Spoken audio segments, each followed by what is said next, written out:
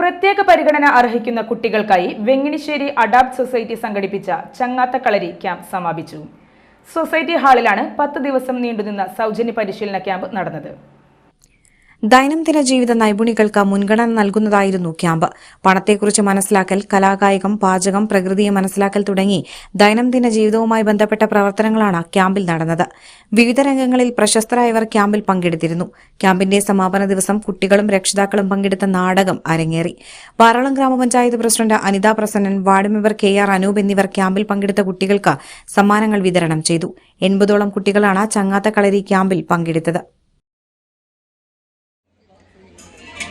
തൂപ്പിട്ട് ആലോലമ്മ തഞ്ഞ തൂപ്പിട്ട് ആലോലമ്മ തഞ്ഞ തൂപ്പിട്ട് ആലോലമ്മ തഞ്ഞ